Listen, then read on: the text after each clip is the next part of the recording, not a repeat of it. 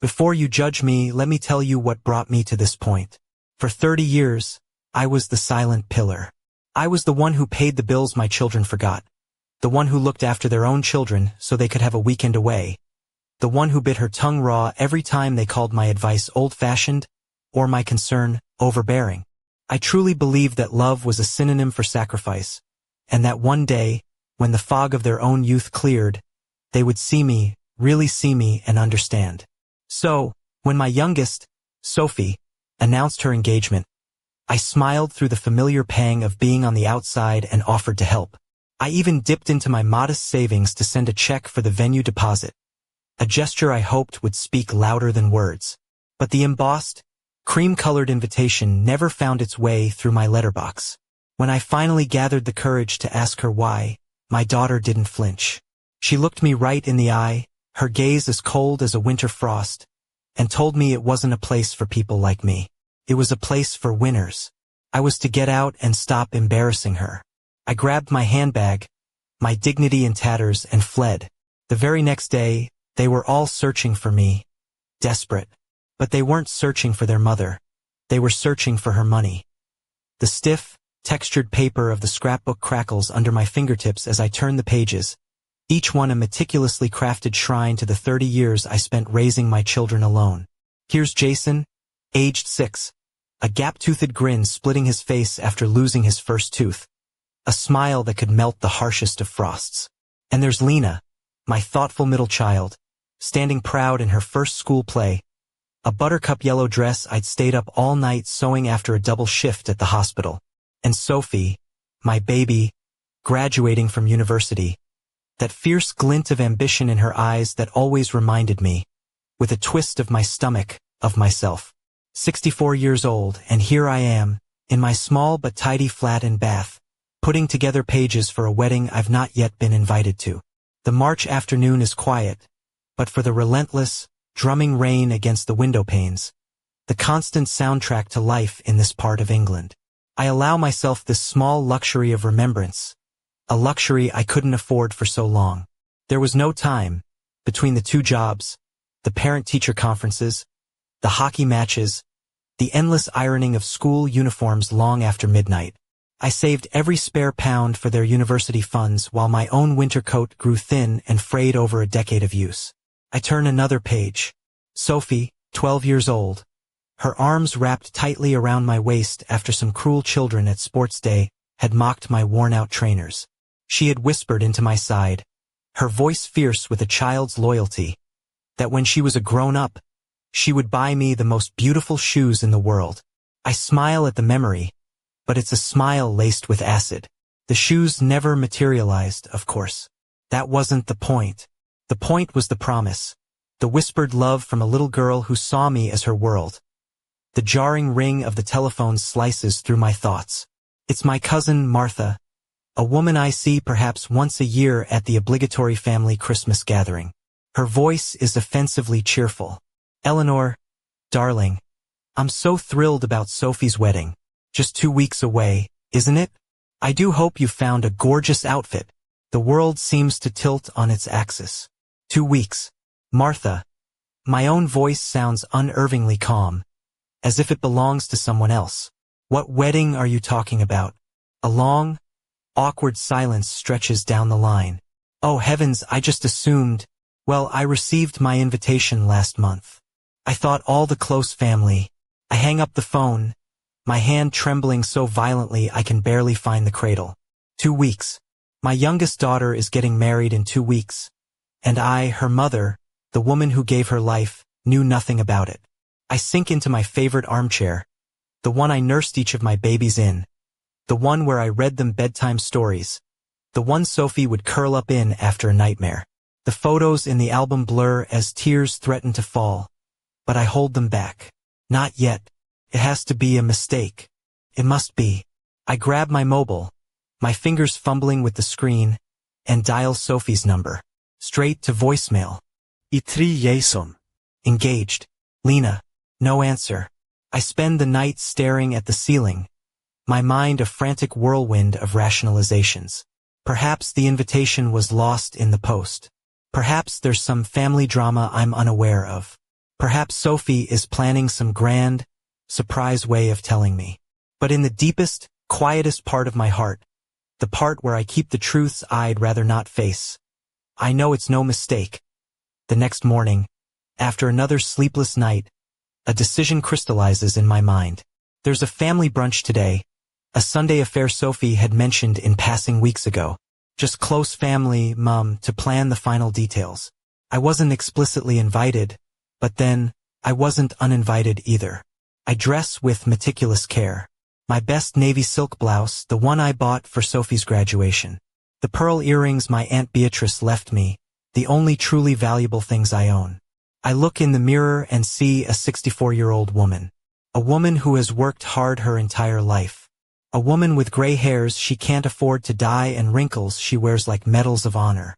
A woman whose eyes have wept in private more times than she can count. But I also see dignity. I see a woman who raised 3 incredible children against all odds. I see an educator who touched hundreds of lives. I see someone who deserves respect. The restaurant is in the city center, one of those painfully trendy places with exposed brick walls and menus without prices that always make me feel slightly out of place. Through the large front window I see them. My 3 children, seated around a long table with people I don't recognize. The groom's parents, I presume, and close friends. I take a deep breath and walk inside. The lively chatter dies the moment I approach the table. Jason looks at me with an expression I know all too well. The one he wore as a boy when he knew he'd been caught doing something wrong. Lena stares down at her plate, suddenly fascinated by her Eggs Benedict. And Sophie looks at me as if I am a complete stranger who has just wandered in off the street. Hello, I say simply, my voice steadier than I feel. I hope I'm not late. Mum, Lena begins, her voice a weak murmur, but Sophie cuts her off. What are you doing here? My daughter's voice is ice. It's the voice she uses in her corporate boardrooms, the one she has perfected to intimidate. I never thought she would use it on me. I came for the family brunch, I reply, still standing by the table. To talk about your wedding. Sophie exchanges a look with an elegant woman across the table. A woman with a perfect blonde bob who must be the groom's mother. A current of understanding passes between them, and in that silent, electric moment, I understand everything. I wasn't just uninvited to the wedding. I was deliberately, specifically excluded. Mom, Jason finally speaks up, his voice cracking. Maybe we should talk about this in private. No. Sophie stands up, her linen napkin falling to the floor. There's nothing to talk about. This isn't the place for you, Mom. The words hit me like a physical blow, but I stand my ground. Sophie, I am your mother. I changed your nappies. I nursed you through chickenpox. I worked 2 jobs to pay for your university education. Why can't I be at your wedding? The entire table is silent now. I can feel the eyes of the other diners on us. Sophie steps closer to me, and for a fleeting moment, I see the little girl who promised me beautiful shoes. But when she speaks, that little girl is gone, replaced by a cold, ambitious stranger. Because this isn't a place for failures, she says, her voice low but crystal clear, each word a carefully chosen shard of glass. Now get out of here, you nobody. The world sways around me. Nobody. The words from my own child, the girl I carried in my womb, nourished with my body, and protected with my life, echo in the chic, silent restaurant. I look at Jason, waiting for him to say something, anything. His mouth opens and closes like a fish gasping for air, but no sound comes out. Lena has tears in her eyes, but she says nothing either. And in that moment of deafening silence, something inside me changes. It's not rage, not yet. It's something colder, clearer. It's the sound of something breaking, but it's not my heart. It's the sound of the chains of maternal guilt, worn for 3 decades, finally snapping. It's the echo of a lifetime of sacrifice being thrown back in my face. I understand, I say at last, my voice eerily calm. Perfectly. I turn without another word and walk towards the door, my back straight, my head held high. I don't allow myself to run, though every fiber of my being screams to flee the humiliation. I walk with the same dignity that has seen me through every crisis for the last. The line went quiet as I waited for Thomas to respond. I could hear the gentle tick-tock of the old carriage clock on my mantelpiece. A flea market find from 15 years ago when it was all I could afford. Now, its steady rhythm seemed to be counting down the final seconds of an entire era of my life. Of course, Eleanor. His voice was calm and professional. Can you be at my office at 3? After hanging up, I sat in the stillness of my small kitchen. Aunt Beatrice's letters spread across the table like a tarot reading. There was one I had never fully read, its envelope still crisp, dated just a month before her death. My fingers trembled slightly as I unfolded the heavy parchment. My dearest Eleanor, it began. If you are reading this, it is because you have finally reached a moment of truth. I have watched your life from a distance, admiring your strength but also worrying about your tendency to disappear into the needs of others. The money I am leaving you is not just an inheritance. It is an emancipation. Freedom to be Eleanor Grant, not just someone's mother, not just someone's teacher, but Eleanor. Use it to find your own path, my dear. It is never too late to begin again. The tears I had refused to shed at the restaurant finally came, but they weren't tears of hurt or self-pity.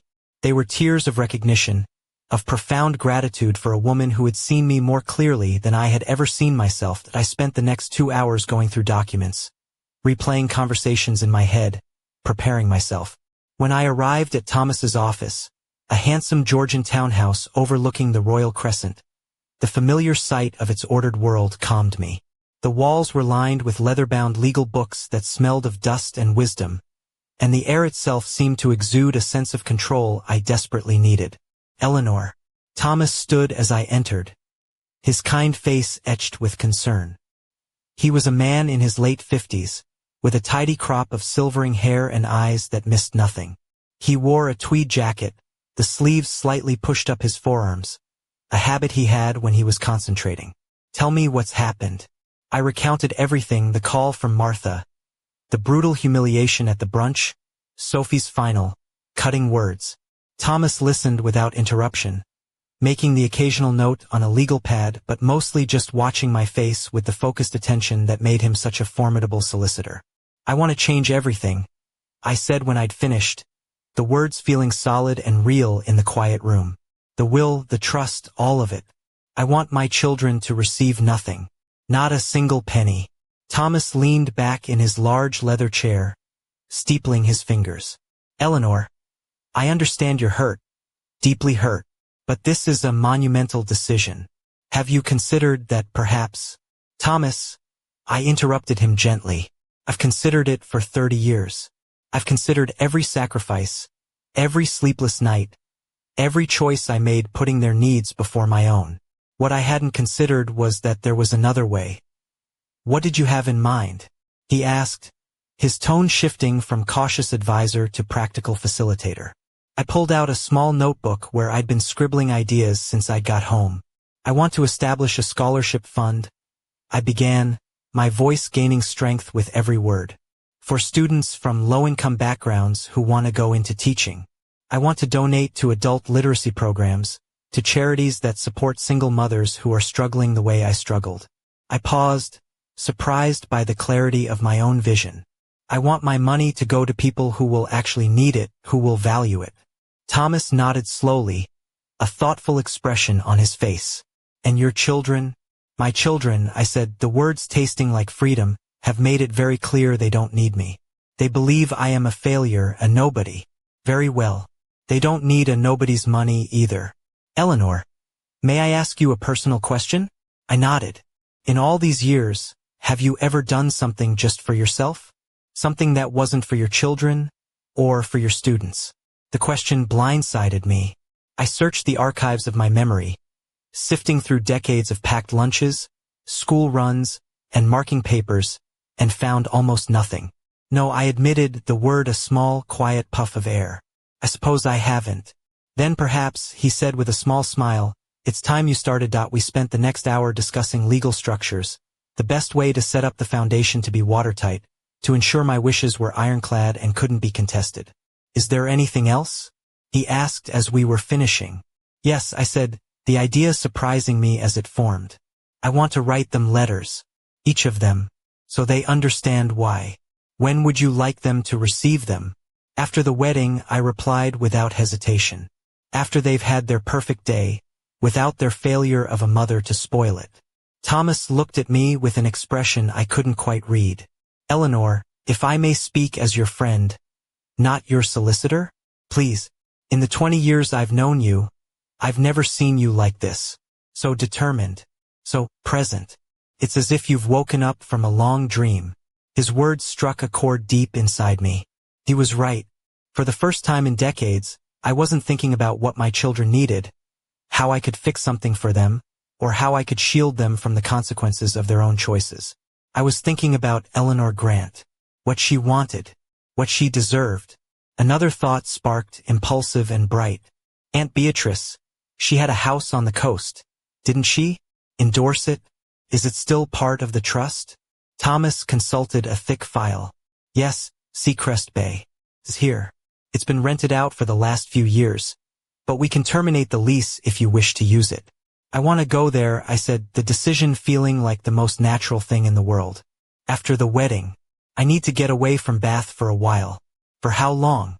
I don't know, I said, looking out his window at the gray stone of the city. Maybe forever. Leaving Thomas's office, I felt different. Lighter, yet more substantial, as if I'd been carrying a weight I didn't even know I had and had finally set it down. I stopped at a little cafe near Pulteney Bridge, one of those places where they know your name and your order. I was about to ask for my usual black Americano, no sugar, because it was the cheapest thing on the menu, when I stopped myself. You know what? I said to the young barista, a girl with kind eyes and purple hair. Make that a large mocha with extra cream, and one of those decadent-looking chocolate fudge cakes, please. She grinned. Celebrating something? Yes, I said, the truth of it surprising me. I'm celebrating a new beginning. That evening, after eating a proper meal for the first time in what felt like weeks, I sat at my bureau and began to write. First to Sophie, then to Jason, and finally to Lena. Each letter was different, tailored to the child and our history, but they all carried the same core message. That love is not a bank account to be endlessly overdrawn, that respect must be a two-way street, and that 30 years of sacrifice deserved better than being called a failure by the very person for whom it was all made. As I wrote, a memory surfaced of a former student, Angela Chen. She had come from a difficult background, a family of immigrants struggling with poverty and low expectations, but there was a fire in her, a spark of fierce intelligence that had always reminded me of myself at her age. I had championed her, helped her secure scholarships, guided her towards a life she never thought possible. I wondered what had become of her. On a whim, I typed her name into my laptop. It didn't take long to find her. Dr. Angela Chen, director of a prominent UK charity supporting immigrant and refugee communities. The photo on the website showed a professional, confident woman in her mid-30s, but I could still see the same spark in her eyes. Before I could talk myself out of it, I wrote her an email. Dear Angela, I'm not sure if you'll remember me, but I was your English teacher at Beechnut Cliff over a decade ago. I followed your career from a distance, and I am so incredibly proud of everything you've achieved. I was wondering if you might be free for lunch sometime this week. There's something I think you might be able to help me with. With kind regards, Eleanor Grant. I hit send before I could second-guess myself. Not 30 minutes later, my phone buzzed with an unknown number. Mrs. Grant? It's Angela Chen. Of course I remember you. How could I ever forget the teacher who changed my life?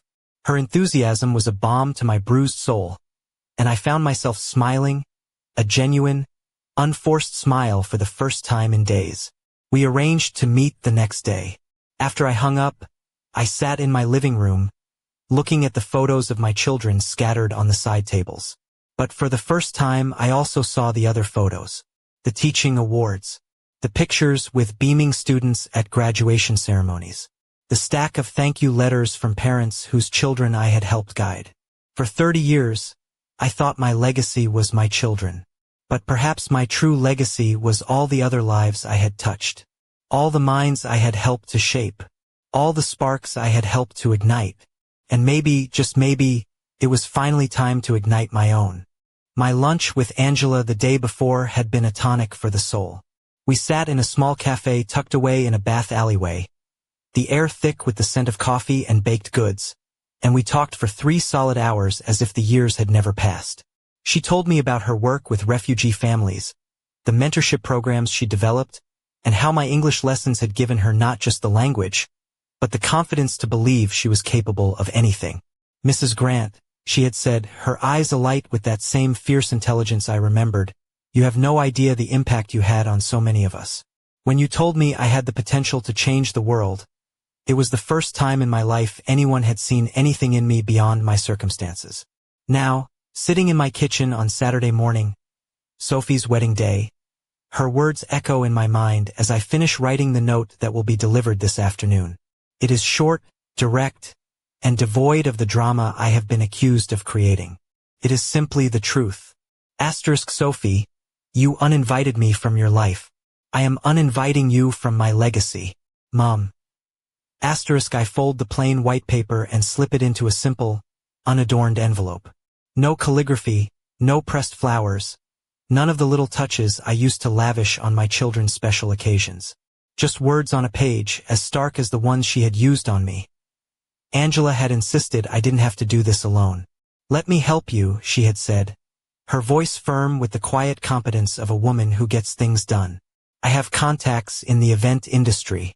We can make sure the envelope gets to the right person at the right time." There was no judgment in her voice, only the unwavering support of someone who understood what it meant to fight for respect. Now, the plan is in motion. Angela has arranged it with someone she knows on the catering staff at the lavish country hotel. The envelope will be delivered during the reception, after the family photos have been taken, after the toasts have been made, when Sophie is at her most relaxed and confident, surrounded by the perfect world she has so carefully constructed. I spend the day doing things I never allowed myself time for when my children were young. I read an entire novel without interruption. I take a long, hot bath, using the expensive lavender salts I'd bought myself for Christmas months ago, but had never felt I deserved to use. I feel the hot water seep into my tired muscles, a sensation so luxurious it feels almost sinful. I wrap myself in my best towel, the one I usually saved for guests, and the simple pleasure of it, the softness against my skin, feels like a quiet revolution. I prepare an elaborate meal just for myself, with a good bottle of wine I'd been saving for a special occasion that never seemed to arrive. Around 5 o'clock, when I know the ceremony must be starting, I sit on my small balcony with a cup of tea and look out over the rooftops of Bath. Somewhere out there, in a grand hotel that probably cost more than I earned in a year, my youngest daughter is getting married without me. I feel for the pang of grief I expected, but in its place, there is only a strange, quiet peace, as if I have finally stopped waiting for something to change that was never going to. My phone rings at 7. "It's Angela." "It's done," she says simply. The envelope was delivered directly to Sophie as they were cutting the cake. A lot of people saw it. How did she react? Well, Angela pauses, and I can almost hear the slight smile in her voice. At first, she thought it was a joke. She actually laughed and said something to her bridesmaids about family drama. But when she opened the envelope and read the note, another pause. Eleanor, she went white. I can picture the scene perfectly. Sophie, in her perfect designer gown, surrounded by her perfect friends at her perfect wedding, opening a simple white envelope containing just a few words that shatter her carefully curated world. What happened next? She started shouting. Literally shouting at Jason that it was all my fault, that I'd always been a drama queen. But then, Angela lowers her voice. One of the bridesmaids, I think it was her sister, Lena, asked what the note said. When Sophie read it out loud, thinking everyone would laugh with her, the silence was uncomfortable. I smile, a real, genuine smile. Sophie was always impulsive, always assuming the world was her supporting cast. People knew I wasn't invited? Apparently not everyone. I saw several older people exchanging confused looks. One woman, I think it was the groom's grandmother, asked Sophie directly why her mother wasn't there. The image sharpens in my mind.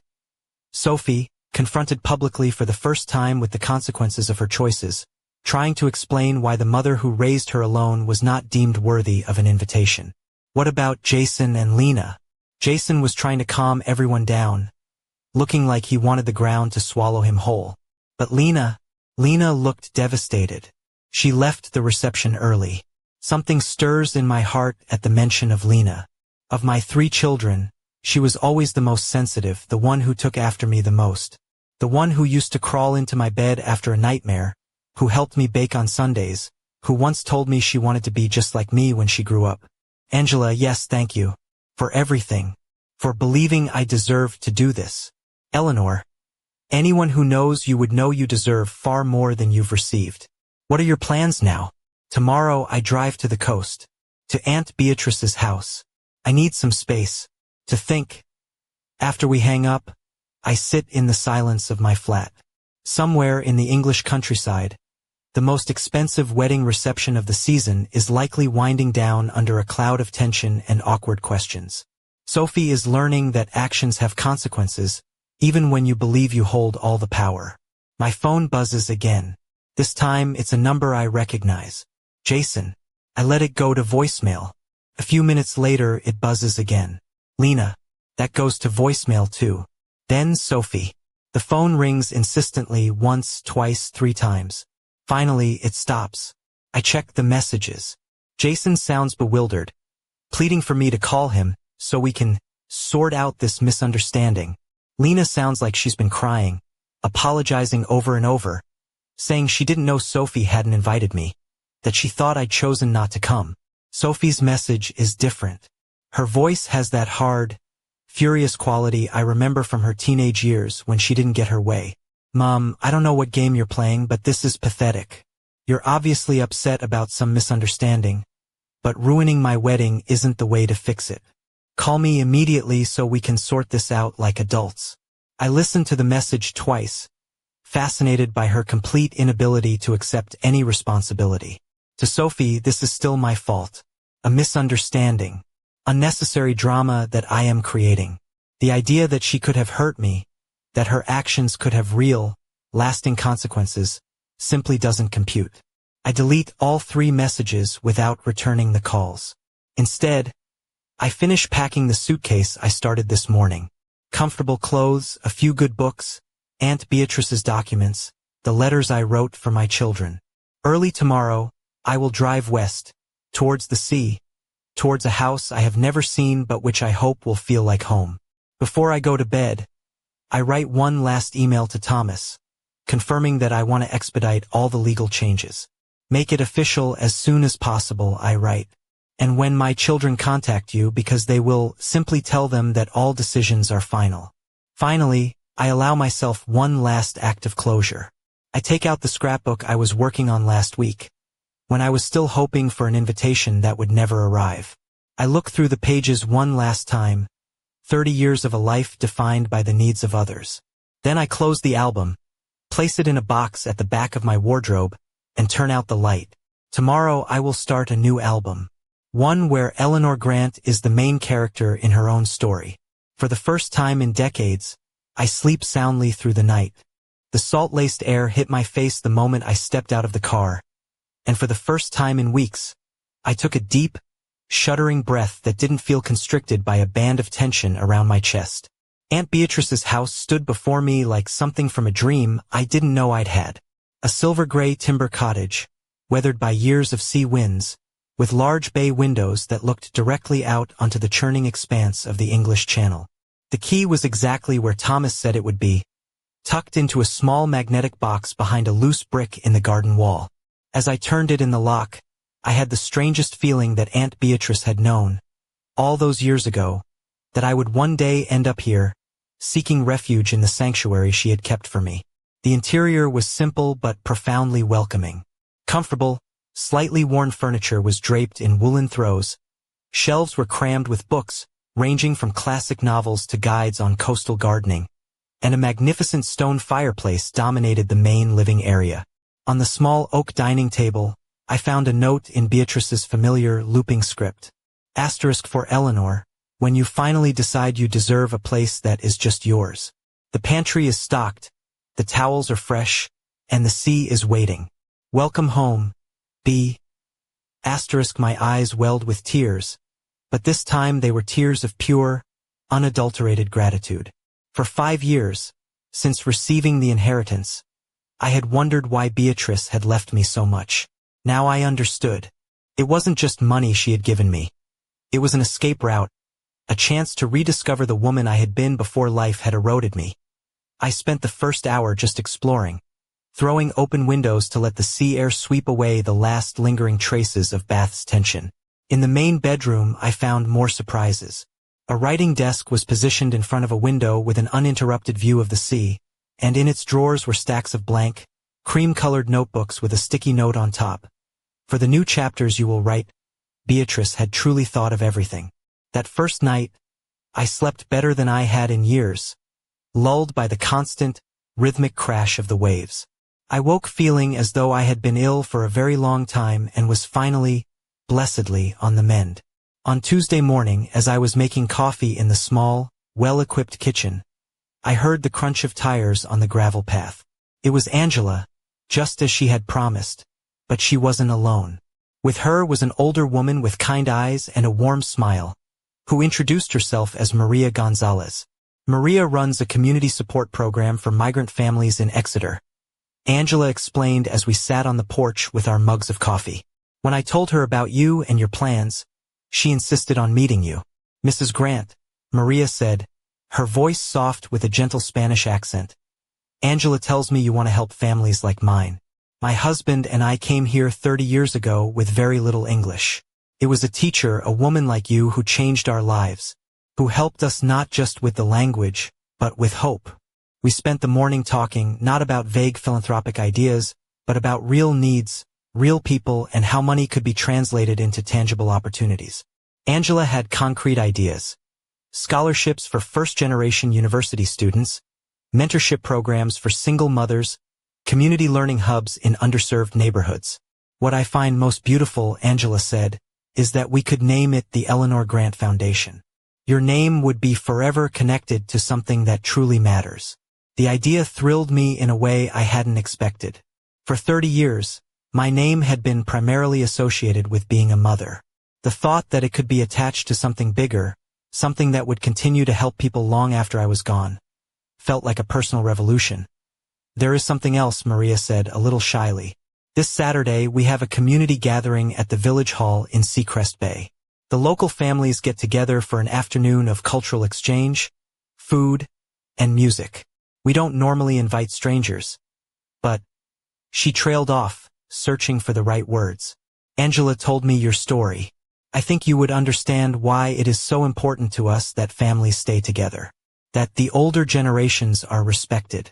I accepted immediately. The idea of being surrounded by families who valued intergenerational connection, after what I had just experienced, sounded like the very medicine my soul needed.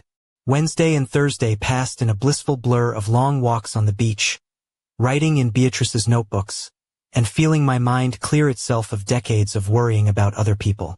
For the first time in my adult life, my days were entirely my own. I could read when I wanted, eat when I was hungry, sleep when I was tired. There were no urgent phone calls about my children's latest crises. No schedules to keep other than the rhythm of the tides. It was both liberating and, in a strange way, terrifying. On Friday afternoon, my phone rang. It was a Bath number I didn't recognize. Eleanor Grant? The voice was young, professional, and brisk. Yes, this is Jennifer Walls, a reporter from the Bath Chronicle.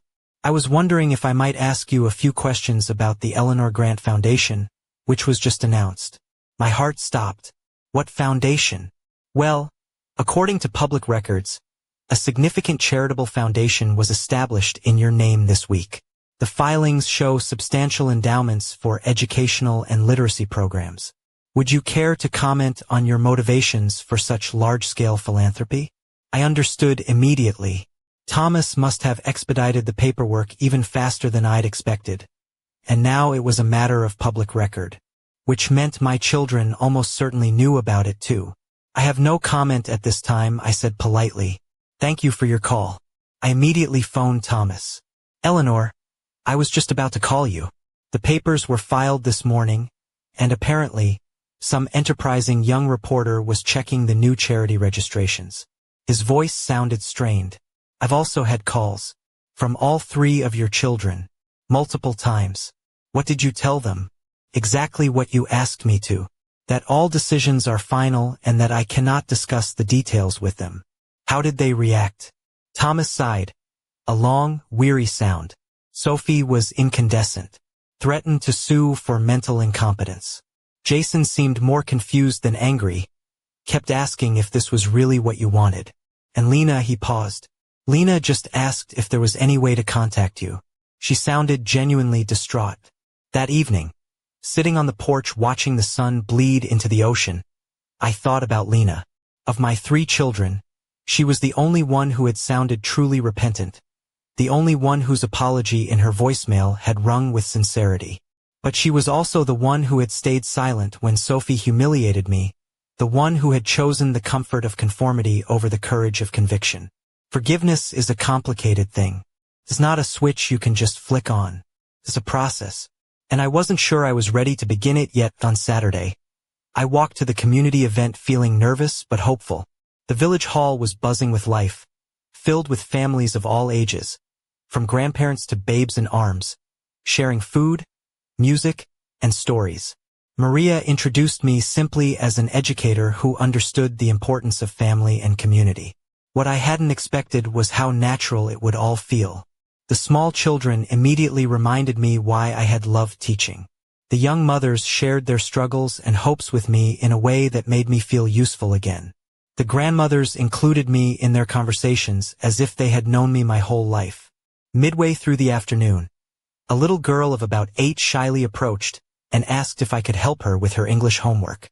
We sat in a quiet corner, and as I helped her sound out difficult words, I felt that familiar, satisfying click of purpose I used to feel in my classroom.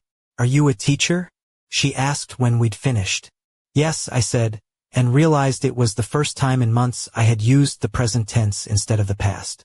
"I am a teacher." Her bright, gap-toothed smile reminded me why I had chosen this profession all those years ago. It wasn't for the money or the prestige.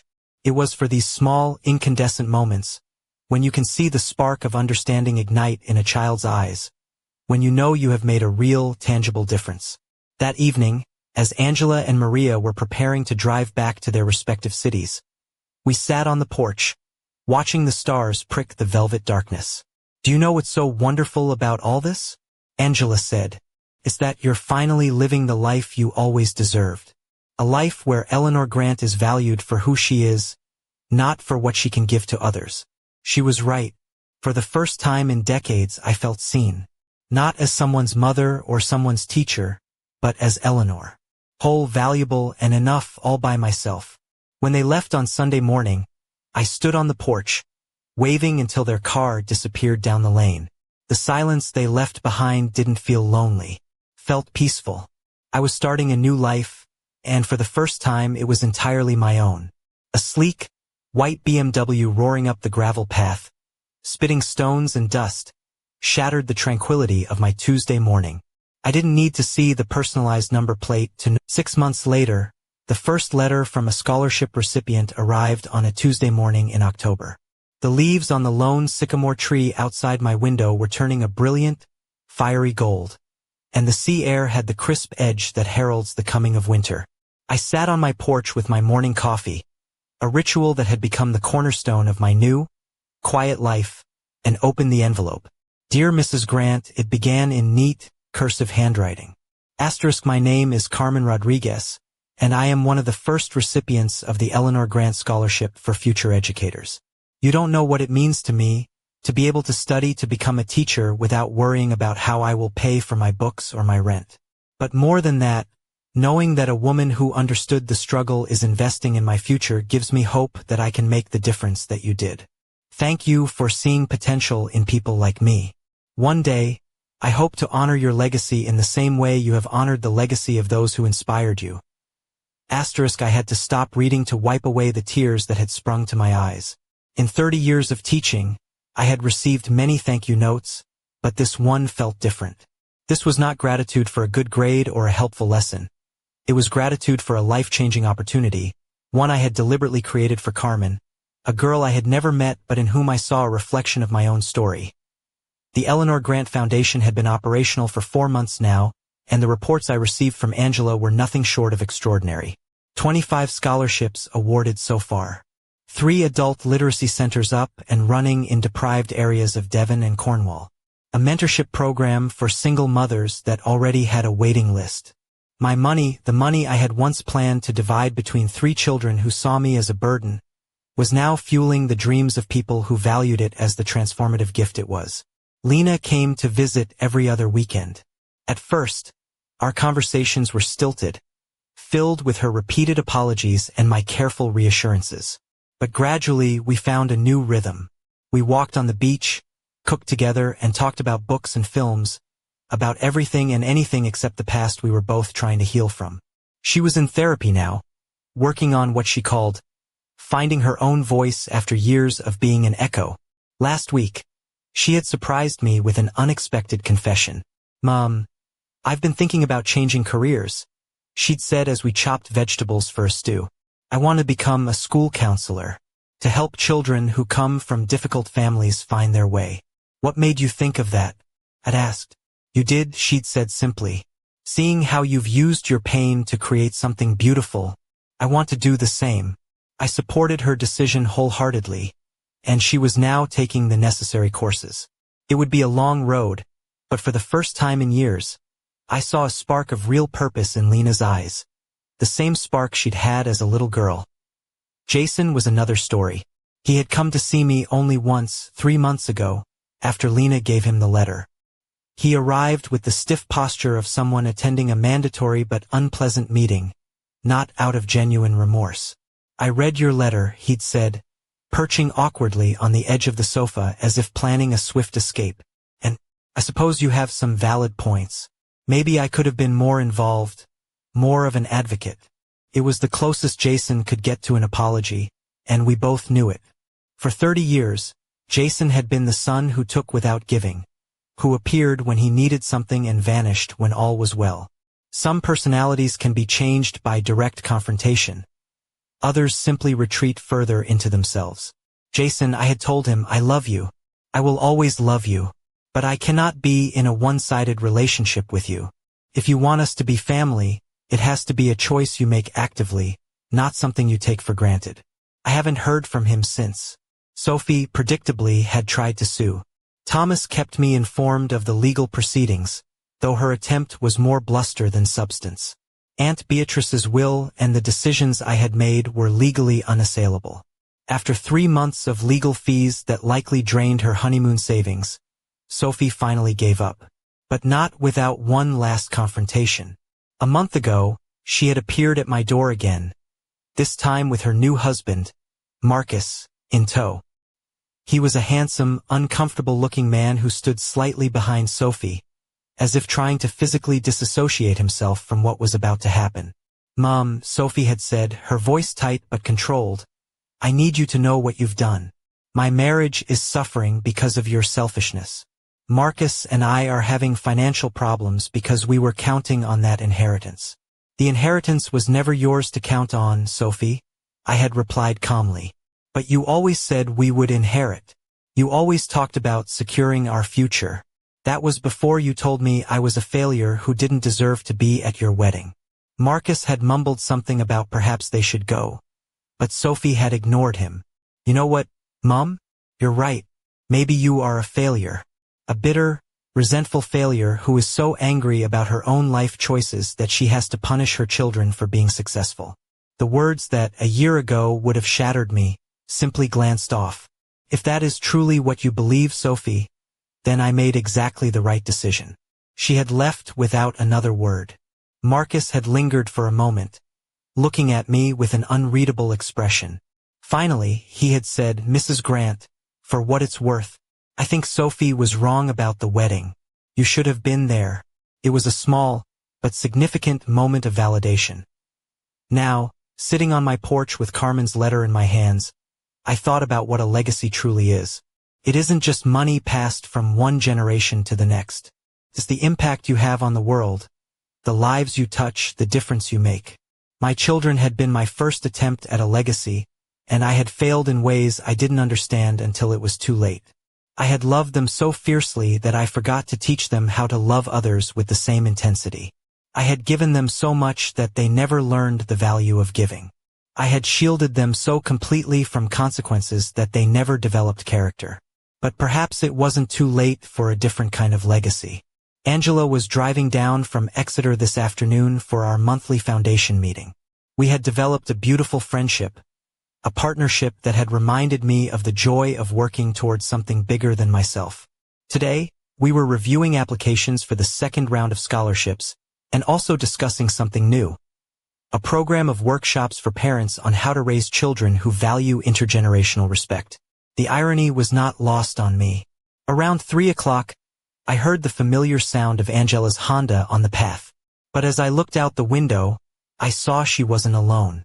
There was a young woman in the passenger seat, a girl of maybe 19, with dark hair and a nervous smile.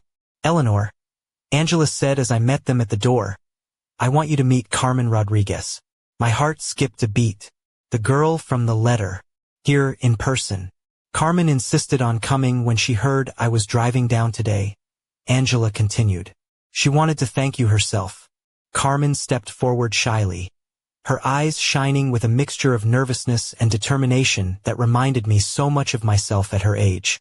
"Mrs. Grant," she said, her voice trembling slightly, "I know you don't know me, but you changed my life. My family came here when I was 5, and we have struggled ever since. I thought I would never be able to afford university, let alone study to be a teacher. But your scholarship," she searched for the words, "it gave me hope when I thought I had none left." I hugged her, an impulsive, fierce embrace.